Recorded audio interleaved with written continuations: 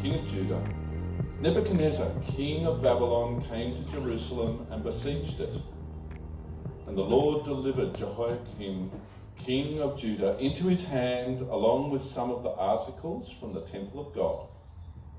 These he carried off to the temple of his God in Babylonia, and put in the treasure house of his God.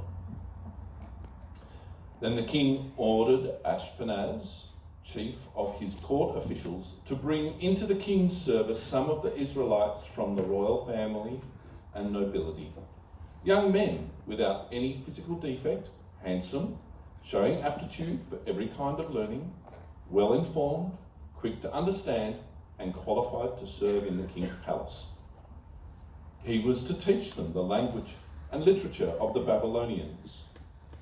The king assigned them a daily amount of food and wine from the king's table. They were to be trained for 3 years, and after that they were to enter the king's service. Among those who were chosen were some from Judah: Daniel, Hananiah, Mishael, and Azariah. The chief official gave them new names. To Daniel, the name Belshazzar; to Hananiah, Shadrach; to Mishael, Meshach; and to Azariah, Abednego. But Daniel resolved not to defile himself with the royal food and wine, and he asked the chief official for permission not to defile himself this way. Now God had caused the official to show favour and compassion to Daniel. But the official told Daniel, "I'm afraid of my lord the king, who has assigned you your food and drink.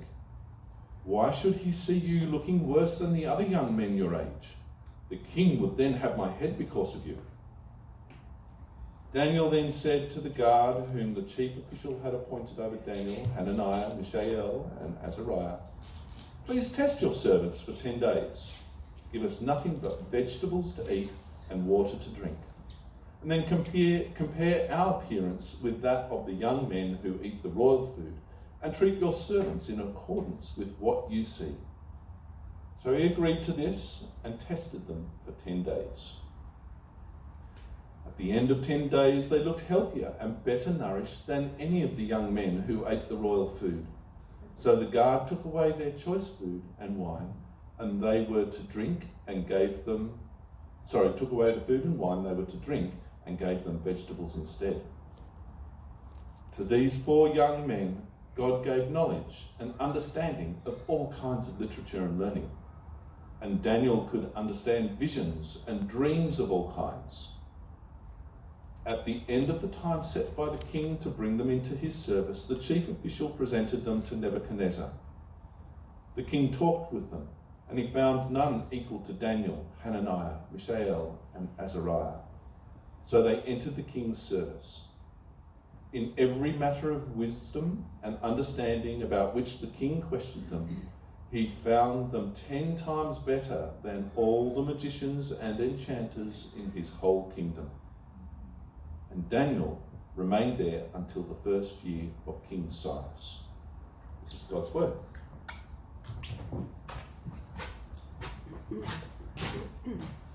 Good morning. Good morning, Daniel.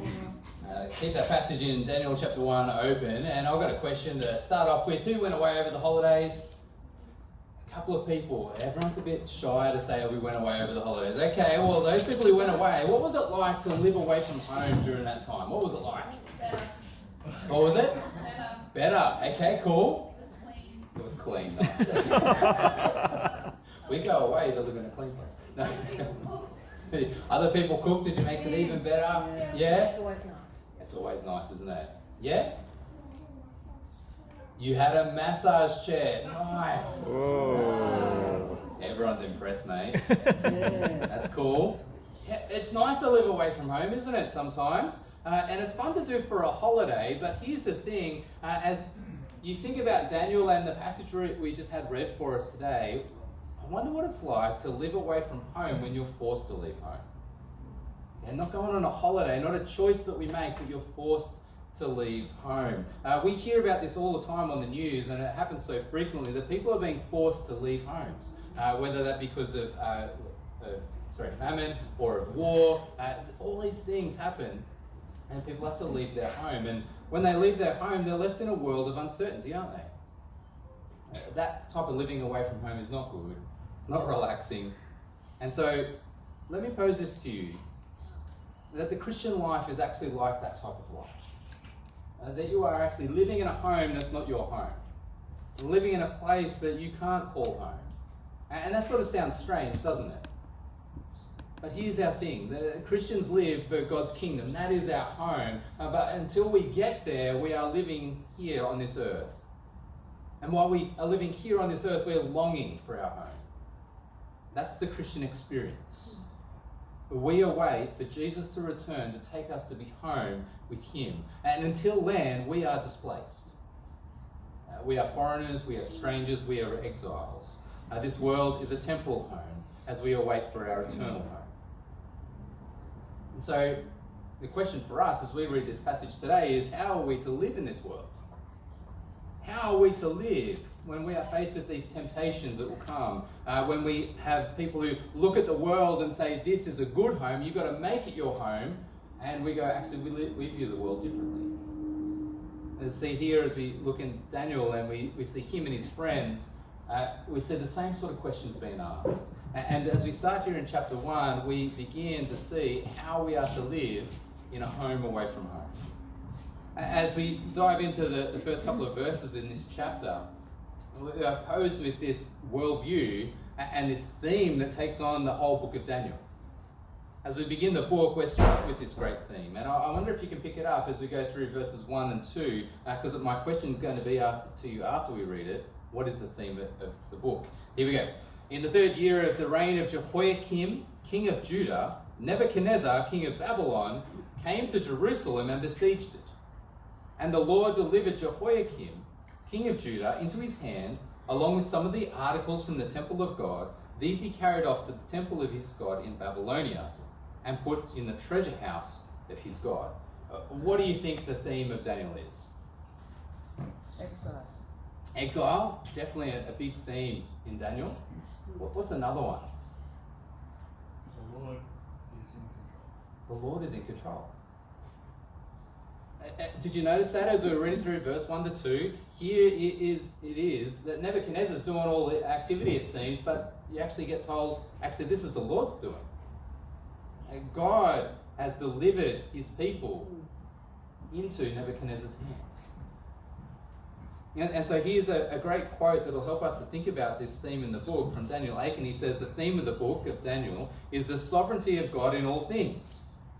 He is sovereign over the big things like international powers, and he is sovereign over small things like the apparently insignificant lives of teenagers. He is sovereign over history. He is sovereign concerning the future. Our God is sovereign. And God is in control. He is the one who knows what is happening now and what will happen into the future. And he is the one who actually will be guiding things. And so here is a lesson of history that we get from the book of Daniel. The history books will record human victory. We can read the victory of Nebuchadnezzar as king of Babylon. It's wonderful. Look at what he's done. Look at the great kingdom he has. And we're shown even here in this book of Daniel the great human victory of Nebuchadnezzar. He has the might of Babylon as he not only conquered Jerusalem, before that he conquered Egypt. A great nation. And as he conquered them, he now conquers Judah as he comes through Jerusalem. And this is the might of great Babylon. They come, they besiege Jerusalem, they are victorious, and to show how powerful and mighty they are, they ransack God's temple and take away the articles from the temple and place it in the temple of their gods. Just to rub it in. We are more powerful than you. Our gods are more powerful than your God. That's the sort of viewpoint we get of history. History teaches us that sort of truth. Human movements, achievements, and failures. And that's the worldview we'll come back to a bit later as well. But let us stop as we look at history and we see often these events of our world are worrying to us. They create fear for us. Sometimes they create rejoicing, sometimes they create celebration. Because we're looking at humanity and we're thinking about the movements of humanity. But behind that, what the history books don't focus on is the movements of God. And see, if we only focus on the history books, we're actually living in a half reality. Actually, we need to see the other truth that's running parallel. God is in control. And God is still moving. Whilst humanity will work and act, they will celebrate their victories, we will mourn our failures, God is in control of it all. He is moving through the events of the world. As Nebuchadnezzar comes up and he besieges Jerusalem, who's giving Jerusalem into his hands? It's God. There's two truths running here. It was God even allowing the desecration of his own temple amongst his own people. He allowed that to go into Nebuchadnezzar's hands as well. These two truths run not only through the book of Daniel, but through the history of our lives. We look at things, and these are things that are happening around us, among us, even for us and against us. But God is still in control. Those two truths are running parallel. And that's the big point of Daniel, and it's similar to the book of Revelation.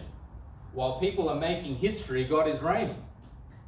While kingdoms come and go, there will be one kingdom that will last. While kings come and go, there will be one king that will last.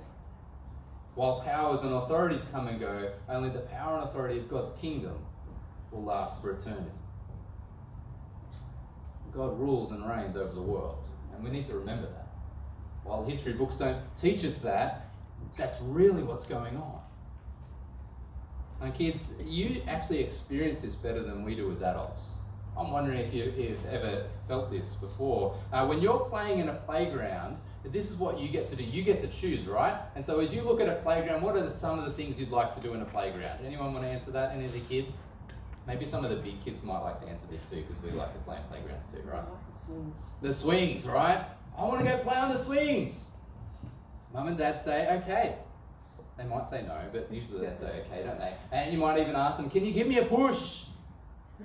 We're sort of choosing, and we get to choose our own history, right, in the playground. Kids, you get to experience that. But guess what? There's another truth running parallel with that. While you get to do that stuff in the playground, your parents are there looking after you, making sure that you're being guided. There's two truths running parallel. While you're choosing things, also your parents are also in control. You have a sense of being in control, but the greater news is that your parents are actually the one who's going to look out for you. Don't climb that thing and fall off, because it will hurt you. And so there we see, and kids, you get to experience this more than adults, that God is the one in control, even though we as people live our lives, and we cannot even give a thought to God, but yet God is still in control. A wonderful truth for us. History teaches us that as we look at the world, we think, okay, I'm in control. That also brings fear too, right? Because when we're not in control, our world blows up. But the great reality for Christians is actually, no, there's someone in total control. God is in control. And that's a lesson we learn from history, and it's a hard lesson to learn. Because we don't always look at history like that. But we notice it here. History from a purely humanistic perspective, it doesn't look like God's in control at all. In fact, here it looks like God's actually not actually real. How can God allow his people to be conquered, his own temple to be desecrated? Where is God in this? But even in the appearance of weakness, God is in control. And even when it looks like things are happening without God, don't be fooled. God is still working. So, Christian, this is your confidence. Even when terrible things happen, God is in control. Even when hardship strikes your life, God is still the one who is working in all of eternity to bring you into his kingdom to experience his joy. And that was the truth for Daniel. As this book records his service in Babylon till the Persian Empire takes over, Daniel spends most of his life in a home away from home. He's not in God's kingdom, he's not in Jerusalem, he's in the kingdom of Babylon. He is an exile, an immigrant, a stranger. And as Christians, we see that we are also exiles. Peter, as he writes his letter, he writes to Christians, and this is how he writes to God's people. He says this: Peter, an apostle of Jesus Christ, to God's elect exiles scattered throughout the provinces of Pontus, Galatia, Cappadocia, Asia, Sydney, and Bithynia. Sorry, I threw Sydney in there. But as Christians, we know that the world is not our home. We await a better and eternal home. We are exiles in this world. We are awaiting God's kingdom. So how do we live in this world, our home away from home? Well, let us consider the life and the events of Daniel and his friends, because we are like them. We are exiles. And like them, we experience the pressure of the world on us. And we need to consider, okay, what are our convictions before God? How do we resolve to live by them? And so let us look to the situation now for Daniel and his mates. These guys are migrants, they're asylum seekers, and if you've ever been in that sort of situation, you can definitely identify with them straight off the bat. You look at them and you go, I know their struggles. You leave your home. You take on that disorientation of being placed in a culture that is completely different. The language is different, people eat differently, they dress differently, they behave differently. Everything is weird, strange and foreign. In fact, if you're here from another culture, you're experiencing that right now too. The culture around you is actually working against you. It's sort of putting this pressure on you. Well, what sort of pressure is that? To be like them. Eat like us. Dress like us. Change your name. Become like us. And this is what it was like for Daniel and his friends. Here in verse 3 we read, Then the king ordered Ashpenaz, chief of his court officials, to bring into the king's service some of the Israelites from the royal family and the nobility, young men without any physical defect, handsome, showing aptitude for every kind of learning, well-informed, quick to understand, qualified to serve in the king's palace. He was to teach them the language and literature of the Babylonians. The king assigned them a daily amount of food and wine from the king's table. They were to be trained for 3 years, and after that they were to enter the king's service. Among those who were chosen were some from Judah: Daniel, Hananiah, Mishael, and Azariah. The chief official gave them new names. To Daniel, the name Belteshazzar. To Hananiah, Shadrach. To Mishael, Meshach. And to Azariah, Abednego. Here's Daniel and his mates. And they're homesick. They're feeling depressed as they're forced away from their family and their friends, and as they're now forced to become like everyone in Babylon.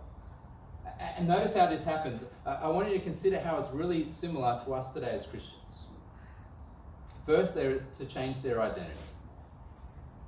You notice these young teens here are actually isolated. They don't have family. They have one another. That's it. And they're being forced to change who they are. The pressure on them is to see themselves no longer as Israelites, but as Babylonians. Not children of God's kingdom, but children of another kingdom.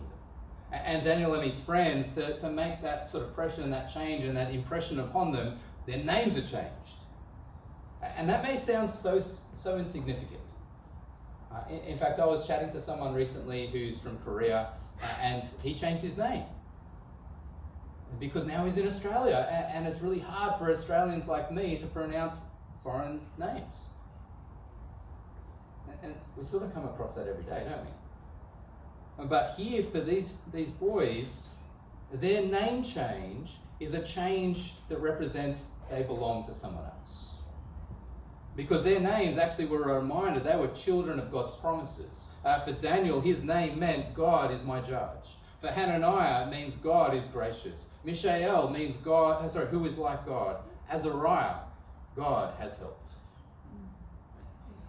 It wasn't just a name change that meant nothing. This meant everything to them. They were children of God's kingdom. And if they have this name change now to Babylonian names, it says to them, you are not the people of God. See the pressure they're under? How to change who they are. Not people of the kingdom anymore. People of another kingdom. Christian, you experience that too, right? You are to express yourself not as a person of the kingdom of God, but just a regular person in this world. It also comes with a change of worldview as well. And Nebuchadnezzar ordered that the boys be taught the Babylonian way. In other words, the worldview of Babylon. Now, Babylon has added a lot to our world. Today, we use things that they came up with, like astronomy and algebra. And in their teaching, it wasn't just adding these cool things that we use today. There was actually a worldview that they taught these boys. You need to separate looking at this world, learning the wisdom of the world, and you need to separate that from who God is and that God even exists. Let's get rid of him and just learn this stuff. Presented the world and wisdom as if God isn't there. And through their education, Daniel and his friends were being pressured to look at the world like that. To forget, hey, actually, no, even in your state right now, God's in control. Forget all that, Daniel. Forget God is real. Start to see the true mind of Babylon. I wonder if you felt that in your education. Not only are they to change who they think they are and their worldview, but also their worship. There is so much pressure on them now to lose sight that they are to worship the one true God. And food is a great way to move the desires of the heart. The Babylonians enticed people to worship with them, and we wonder, well, how did they do that through food? Well, through the indulgence of food, we find our way to the heart as these banquets were put on for these boys. The food was delightful, and to a Jewish boy, they can actually see the difference here. Actually, no, food is actually spiritual. There is a religious nature to the food in which they're being enticed to eat. This is meat offered to idols, wine used in offerings. That God has spoken about these things, and the allure of the banquet is to indulge them away from worshipping God. And can you feel the pressure of that? What would it matter? Who would know? These four guys, if you just indulged a little bit in the banquet, no one's going to tell anyone else. How would anyone know? Wouldn't it be good to resist? It's good food, right? Just imagine it. And we might even think, well, it's only food, so who really cares? These little movements that they're enticed towards are slow movements for losing our taste for the goodness of God as we indulge in the junk food of the world. As Daniel and his friends feel that pressure of Babylon, and as we might identify with some of those things and the pressure of the world upon us, we notice that Daniel actually makes a decision. As we look at verse 8, but Daniel resolved not to defile himself with the royal food and wine. And he asked the chief official for permission not to defile himself this way. Daniel here, he's making a decision not to fall into the pressures and become isolated from God. He wants to live for his true home. He resolves, I want to live for the true God. And this won't mean abandoning everything Babylon offers. He still needs to consider his life and what's being asked of him, and he needs to remain still obedient to God, above obedience to the king. And I'm wondering, as you think about the position that Daniel and his friends were in, do you see the confidence of Daniel and his companions? As they're isolated. And just imagine the effects that would have on them. And here they are, they're resolving we will be totally different to everyone else. That would make many of us give in, right? We don't want to be different. We don't want to be isolated. We don't want to feel alone. We want to please people, make them happy. And so we would easily give in, right? We would easily go, actually, I don't need to live for my eternal kingdom. I need to live for this kingdom. We would forget our true king. We would forget God who is in control. And we would so easily just live, just feel some sort of belonging or some sort of meaning in our lives. But here is Daniel, and even though his life is in disarray, he sees God is to be trusted. God is to be followed. God is to be loved. And notice how he does it. He doesn't come in and he doesn't demand it. He doesn't go, hey, let's get a whole heap of people around us and we can rally against the king. He does it respectfully. Doesn't demand, doesn't judge. He respects the authority of the chief official. And here, Daniel and his friends are resolved. They are convicted. We need to live for our home away from home. They resolve to honour God. as you think about, okay, how do I honour God? I want to point you to the one who has honoured God above all others, who invites other people to follow him. We look to Jesus and we consider him. He left his home and he lived in a home away from his home. He left the kingdom of God, came to this earth, and how did he live? Completely in honour and obedience to God. When he entered this world, he had no place to lay his head, no place to call home.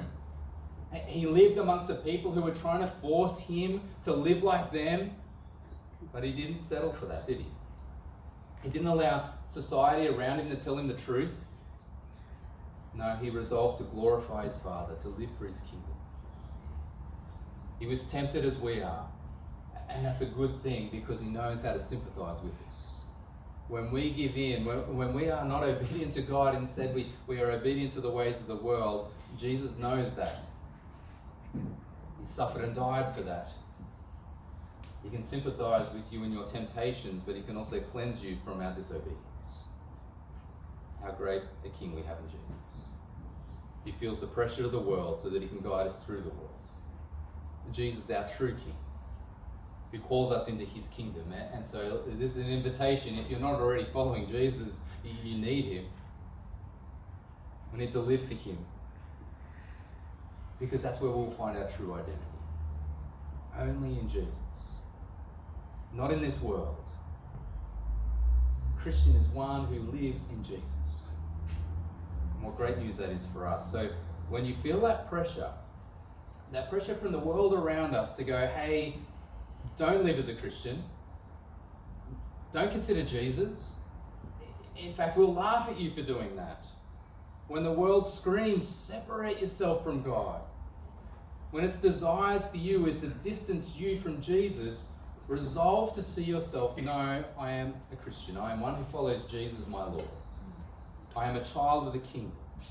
Remind yourself the great price Jesus paid to place you into his eternal kingdom. And remember the mercy of God that has made you a citizen. How great is our God? When you consider the worldview that you are being pressured to believe, be convicted. You are a child of God. You are to see the world not through the world's eyes, but through God's eyes. And in order to see the world and understand it, we need to know God. And this is hard, right? Because in our education, our learning, and our looking for wisdom, whether it's through school or a university, through TikTok or YouTube or Google or Reddit, the pressure is not to look to God and to seek his wisdom, but to just take on people's wisdom. That's what we're being taught. People may present it even as the greater way. But this is a worldview that says God doesn't exist. His words don't matter. So be careful. We consume that worldview nearly every moment of every day. So be aware. Christian, you are in danger of ruining your life. It is foolish to separate your knowledge of the world from the knowledge of God. In fact, the knowledge of God should help us to understand our world. So learn from him in your life. And consider the pressure of worship. Christian, we're encouraged to hold on to God through Jesus and to worship him in everything we do. As Paul writes to the church in Corinth, which is heavily pressured to follow the culture of Corinth, they were told, so whatever you eat, so whether you eat or drink, whatever you do it all for the glory of God. That's the way we are to worship God in everything we do. In the brushing of your teeth, to the tying of your shoes. From the moment you wake up to the moment you go to bed, even in the way you sleep, do it all to the glory of God. Have you ever thought about that? And be careful as you try and resolve to do that. We will get a taste for the junk food of the world. There's many good things in this world that will entice us away from glorifying God. Those little movements that we have as we indulge in the world, away from God, not worshipping him, but seeking our own glory or the glory of the world, they're slow movements that lead our taste buds away from the goodness of God into the things of this world. So be careful, because that will end up in disobedience to God. So let us consider, how are you living in your home away from home? How are you living today? Before I invite you to meditate on some passages, I want to quickly make a mention of this. Consider for a moment how these boys were equipped to handle the pressure they entered into. And so I'm going to speak to parents now, and even for potential parents of the future. Your parenting is important. Your parenting is important. These boys didn't just walk into Babylon Sorry, let me take a step back. Judah at the time were not obedient to God. So it is a wonderful work of God that these boys had actually learned, I need to fear God. I need to worship Him above everything. They must have had good parents. Because as they enter into Babylon, if they didn't know the fear and knowledge of the Lord, they would have walked in and just went with the ways of Babylon. That's something we don't read about in the book, is it? So parents, continue to raise your children in the knowledge of the Lord. Kids, your parents love you as they teach you the ways of the Lord. Listen to them. They don't want you to be lost to this world. They want you to enter into an eternal kingdom and live with them forever. Potential parents, get ready for parenting. It is hard. And we need to think about the ways that we're setting up our family lives in order to help our kids to live in their home away from home. Because we want them to experience life in the eternal kingdom as well. So parents, keep going. Keep discipling your kids. But also church, think about how we're discipling each other, because it's hard to be a parent, isn't it? And we need people around our kids, not just us, so that we can make sure we all make it home. Okay, let me come back. So let us consider how we're living for today. I want to bring up 3 passages that I think would be really helpful for you to write down if you haven't already taken note of these already in your Bible. One is from Romans 12, 1 Peter 2, and Ephesians 4. Why are these passages so important? Why am I asking you to meditate on them? Because they help us to remember that we don't belong to this world. Let me read through these passages. Romans 12. Therefore I urge you, brothers and sisters, in view of God's mercy, to offer your bodies as a living sacrifice, holy and pleasing to God. This is true worship. Do not conform to the pattern of this world, but be transformed by the renewing of your mind. Then you will be able to test and approve what God's will is, His good, pleasing, and perfect will. Make a note of that today. We're running out of time. I don't want to keep you too long. I'd love to have some time just for quiet to meditate on this. But write it down and meditate on it today. How are you going to give yourself and convict yourself to be like Daniel and resolve, I'm going to worship the Lord and not be indulged by this world? 1 Peter 2, dear friends, I urge you as foreigners and exiles to abstain from sinful desires which wage war against your soul. Live such good lives among the pagans that, though they accuse you of doing wrong, they may see your good deeds and glorify God on the day He visits us. You see what's going on there? There's pressure. Hey, you guys are just living weird. You're being isolated. How dare you follow Jesus and do things so differently to the rest of us? But here is Peter is encouraging us, actually no, you are a foreigner, you are a stranger, you are weird. And that's okay, because you're living for the Lord. And so you are to be different. And that's a good thing. Live a good life that people know that you live for the Lord. Even though that pressure is, just indulge like everyone else. Just live a simple life like everyone else. Take some time today to think about, where is my identity? How does that inform my behaviour? Am I giving myself to the glory of the Lord? And lastly, Ephesians 4. I urge you to live a life worthy of the calling you have received. Now, this is an important one too, because you've got to think about it. If I'm a Christian, I need to be resolved to follow Jesus above everything else.